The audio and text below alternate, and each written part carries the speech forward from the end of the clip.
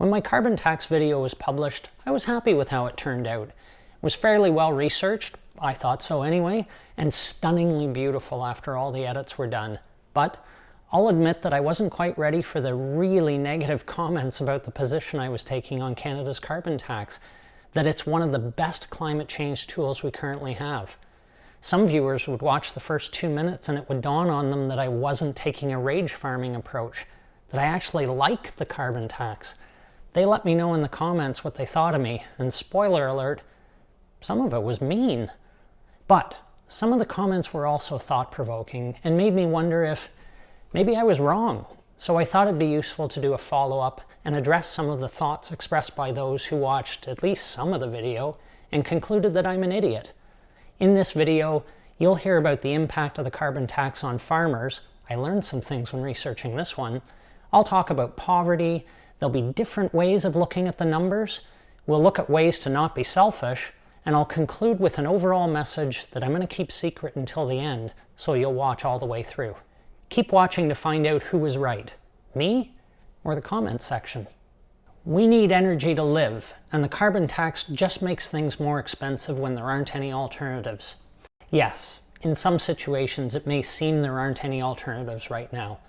Maybe there are alternatives that people in those situations just aren't aware of, or maybe they know about some possibilities, but it's complicated and inconvenient. Let's do a quick thought experiment.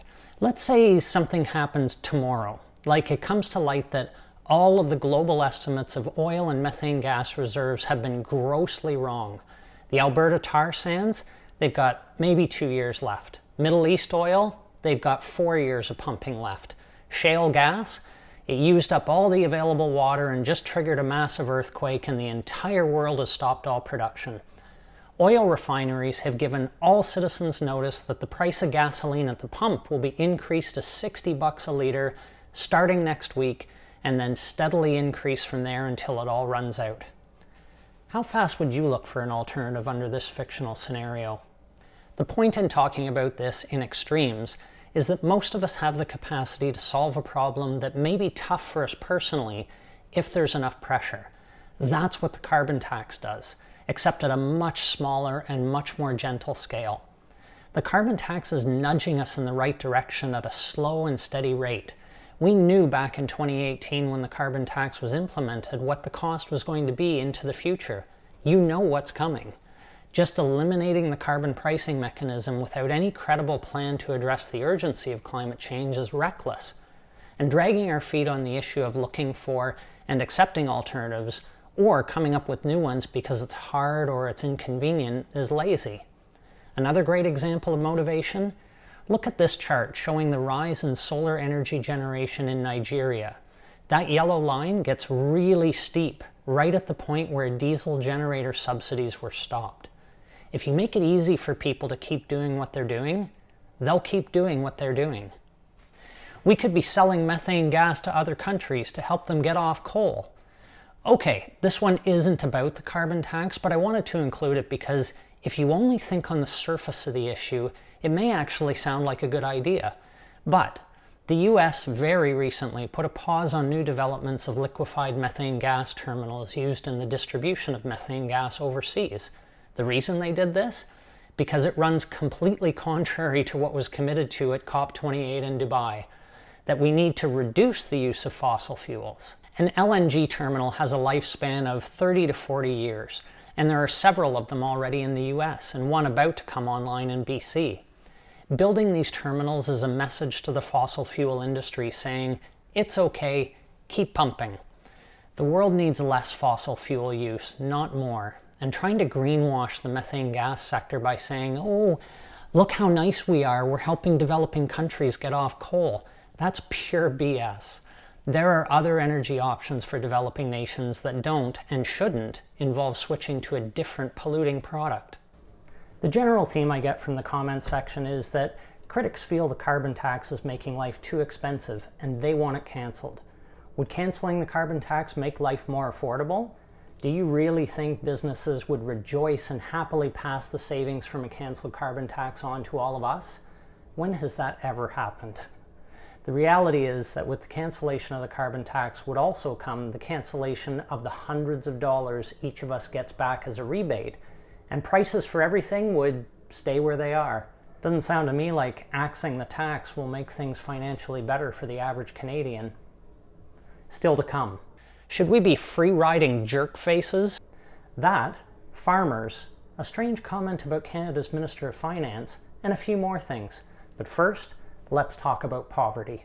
The carbon tax is leading to poverty. Well, we need to do a quick fact check before we get into the actual response to this comment about the carbon tax. There are fewer people living in poverty now, like a lot fewer. I know, who would think that given all of the screaming in the comment section? Canada has a poverty dashboard of indicators that was enacted as part of the poverty reduction strategy when the Liberals assumed government in 2015. In 2015, the poverty rate was 14.5%, and in 2021, it was 7.4%, roughly half. Now, there's a 2-year lag in the data, so it is possible that the current Liberal government's remarkable record of cutting poverty in half over the last 6 years may not be sustained, but it's worth bringing that into this discussion. So, what about the impact of the carbon tax? Could that really be putting people into poverty, as some in the comments section believe? There was a report published by the Parliamentary Budget Office in 2023 that looked at the question of what the impact of the carbon tax would have on different households. They found that with the rebate that we all get, most households will see a net gain, and lower income households will see a larger net gain. But hold on, how could the commenters be so wrong? Well, they aren't horribly wrong. That's where it gets slightly more complicated. When you layer on the economic impacts of the carbon tax, so those are things like wage suppression and loss in investment income resulting from impacts of the carbon tax, then it's a different story. Does the carbon tax hit some people harder? Yes. Who are they? Those who are hovering at the poverty line? Sorry, people of the comments section, not them. It has an increasingly larger negative financial impact as your income goes up. It's a progressive tax, as it should be. But for those at the lowest end of the income spectrum, the carbon tax still has a net positive impact in all provinces. And one last thing related to this comment. There was one comment that suggested the carbon tax is a tax grab by government and that it just goes into government coffers.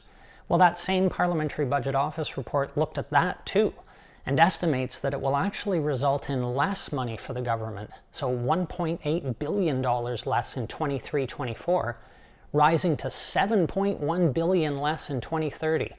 So, does the carbon tax increase poverty? That's a big fat no. Does it hit people harder who already have money? Yes, it does. And I think that's okay. The rebate is not covering cost increases. Well, the answer to this one is almost the same as the answer to the last one. That report I mentioned from the Parliamentary Budget Office shows that for some people in Canada, those at the lower end of the income scale, the rebate is covering cost increases. But for those with a family income of at least $59,000, depending on what province you live in, it is not covering all the cost increases. Looking at this chart from the Parliamentary Budget Office report for all provinces, once you get into a family income of around $104,000, the carbon tax rebate stops covering all of the cost increases, and that amount varies by province. When you get to the highest income earners across all provinces with a family income of at least $244,000, they are indeed in the hole by several $1,000s. But let's think about that. They can afford it. People in these income categories are better able to reduce their climate impact by making different choices in their day-to-day lives. So no whining from people in that category, please. Get off your wallet and help. Now, I should be a bit more upfront with you about the report I've twice referred to from the Parliamentary Budget Office. It's a complicated issue to try to price out, and the report has its critics. The Canadian Climate Institute, for instance, has an informative article on their website from mid-2023 that outlines 4 reasons why that report underestimates the impact of the economic benefits of the carbon tax in terms of pollution reduction. The Climate Institute argues that the financial impact on Canadians is more positive than the Parliamentary Budget Office report indicates. But for those in the comments section, this opinion will be pretty grating, so I've instead opted to go with the more conservative estimates, within the Parliamentary Budget Office report. And in a surprise to no one, the infinitely unbiased Fraser Institute has also looked at the cost of carbon pricing, and their numbers are more than a little different. Those in the comments section should look at that report if they want their own perceptions of the problem reinforced. Canada only contributes 1.5% of the world's carbon emissions, so why should we be taxed for someone else's problem? Sure, it's true that data from the Government of Canada website shows Canada's overall global contribution to CO2 emissions was 1.5% as of 2020. Now, I could spin this data a little bit and look at it a different way, like emissions per capita. If I were to do it that way, you'd see that Canada is one of the biggest emissions contributors in the world. So what do these two pieces of data tell us? They tell us that as individuals in Canada, both our lifestyle as well as a lot of factors impacting our day-to-day lives have led us to being individual polluting machines. The good part of this story is there aren't many of us here compared to the other countries that are the biggest emitters overall. So where should Canada stand on the issue then? Should we be free-riding jerk faces and say to the rest of the world, talk to us about climate change when you're only 1.5% of the problem? Or should we be making our best effort to be leaders and contribute to the solution? We could be selfish, or we could help. Carbon pricing and the behavior change it encourages sets an example for all Canadians as well as the rest of the world, that we take our role in the world seriously. We've been wrecking this planet our entire lives, and we have a duty to ourselves and future generations to deal with this huge issue now. Canada is part of a global system of consumption. The things we pull out of the ground or otherwise produce here are exported and consumed by other countries, just as we consume their outputs. We are all in this together. Extreme weather events, out-of-control wildfires, all of this impacted by climate change. And don't tell me about those fires being started by arsonists. Regardless of how the fire gets lit, climate change impacts how big it gets and how hard it is to control. And if we're sitting back, not taking on some of the pain related to stopping climate change, how can we as a country lecture other countries about them doing more? Lead by example. We have a duty to make climate action the norm for the rest of the world. The rebate is all about manipulation and control. I don't even know what that means. Farmers are not being reimbursed enough for the increased costs of drying grain and other food production activities. When the carbon tax was implemented in 2018, it actually was recognized that many farmers didn't have a lot of alternatives to switch from gasoline or diesel for these types of activities. So, there was an exemption built in right from the beginning for on-farm use of gasoline and diesel. So, there is no carbon tax applied to these fuels for farmers. Methane gas, on the other hand, is not exempt. So for farmers using gas for grain drying, mushroom farming, etc., the carbon tax applies. But it was also recognized that this would have a big impact on farmers. So there's a special farm-specific rebate based on expenses. Larger farms with higher expenses get a higher rebate. But I agree, it isn't cost neutral for farmers. And of course, now there are calls to exempt all farm fuels from the carbon tax. Well, what effect will that have? It could result in less incentives to develop new technologies that lead to less pollution. The whole point of the carbon tax is to push people and industry towards different, less polluting choices. The National Farmers Union and the Agriculture Carbon Alliance agree. They of course support their members in trying to make operations less expensive, but they also support the carbon tax because farmers recognize firsthand what climate change is doing, its impact on the land and their ability to provide us all with food. Farmers as a group care deeply, and not just from a cost perspective.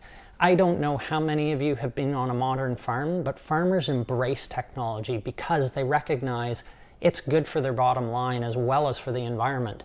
So how do we help farmers adapt and adopt?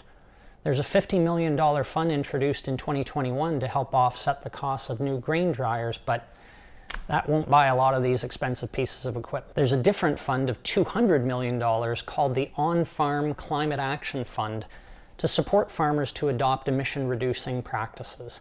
So, all of this is to say that, yes, the comment section is right when they say farmers are not being reimbursed 100% for the added cost of the carbon tax. But as I've just described, there are other programs designed to help. It doesn't mean it's perfect. But it also doesn't mean that since it isn't perfect, we should just ditch the carbon tax or exempt all farm fuels. This is a long and expensive road we're on to fight climate change. It's going to continue to hit farmers and all of us with higher costs. Okay, there's one here about Canada's Finance Minister, Chrystia Freeland, not having any economics training. That isn't about the carbon tax, and I think that misses the point that Chrystia Freeland isn't sitting alone in her office coming up with the economic policy for the whole country. There's a whole department working on that. And the last comment I'll address. You're an idiot. Well, short and sweet. You wouldn't believe how many times I heard that in high school, both in the hallways and muttered by my teachers. For those in the comments section who think that climate change is someone else's problem, and that for us in Canada there shouldn't be any sacrifices, sorry to be the person reinforcing this bad news, but climate change isn't free. It's costing us all money, and the solutions to stopping it aren't cheap. The cost of combating climate change now should be seen as an investment instead, so that we can leave something for our kids and grandkids and everyone. I want to live in a Canada that continues to show we care about others, not just other Canadians, but others everywhere in the world. The commenters may not agree with how to do that, but I'm optimistic that if they think a little deeper about it, they'll agree Canadians need to do our part, regardless of how much that costs in the short term.